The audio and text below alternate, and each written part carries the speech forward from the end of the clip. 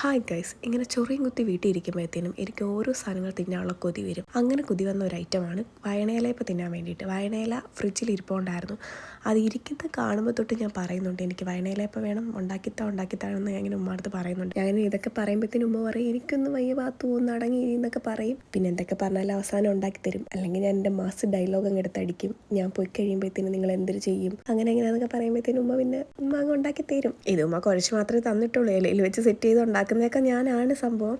നേരെ അതെടുത്ത് അടുപ്പിൽ വെച്ച് അത് കഴിഞ്ഞിട്ട് ഞാൻ നേരെ എൻ്റെ മുഖത്ത് കുറച്ച് പണിയാൻ വേണ്ടി പോയിട്ടുണ്ടായിരുന്നു. അത് അവിടെ ഇരുന്ന് വേവുമ്പോഴത്തേനും ഞാൻ വിചാരിച്ചു മുഖത്ത് എന്തെങ്കിലുമൊക്കെ ഇട്ടിരിക്കുകയാണ്. വേറെ ഒന്നുമല്ല, വീട്ടിലുള്ള സാധനങ്ങൾ വെച്ചിട്ട് തന്നെയാണ് മുഖത്ത് വാരി ഇടുന്നത്. അങ്ങനെ ഇങ്ങനൊന്നും ഇട്ടുകൊണ്ടിരിക്കുന്നത് എനിക്ക് അത്ര ഇഷ്ടമുള്ള കാര്യമൊന്നുമല്ല. എന്നാലും ഇടയ്ക്ക് ഇങ്ങനത്തുള്ള പരിപാടിയൊക്കെ ഞാൻ വെറുതെ ഇരിക്കുമ്പോഴത്തേനും മുഖത്തൊക്കെ ഓരോന്നിങ്ങനെ ഇടും. പിന്നെ മുഖത്തിടുമ്പോഴത്തേനും കഴുത്തിലും കൂടി ഇടും.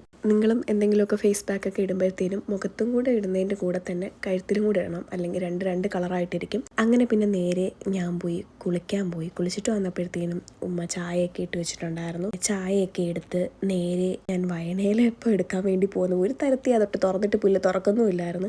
അവസാനം ഞാൻ എടുത്തപ്പോഴത്തേക്കും ഇലയിൽ നിന്നൊക്കെ ഒരെണ്ണം പുറത്ത് ചാടി നിൽപ്പുണ്ടായിരുന്നു. പിന്നെ ഈ പാത്രം ഇങ്ങനെ തുറക്കുമ്പോൾ ഒരു മണം വരും ആ വയണയിലയുടെ. എൻ്റെ പൊന്നെ സാറേ, പിന്നെ ചുറ്റുമുള്ളതൊന്നും കാണത്തില്ല. അങ്ങനെ പിന്നെ തിന്നാനുള്ള കൊതി എനിക്ക് കൂടി വന്നു. ചായയും വയണയിലയപ്പൊക്കെ എടുത്തുകൊണ്ട് പോയി തീറ്റിയും തുടങ്ങി. പിന്നെ ഒരു തരത്തിൽ സ്പൂണിട്ട് കുത്തിയിട്ട് അങ്ങോട്ട് വരുന്നില്ലായിരുന്നു. പിന്നെ നേരെ എടുത്ത് കൈയൊക്കെ വെച്ചെടുത്ത് തിന്നു.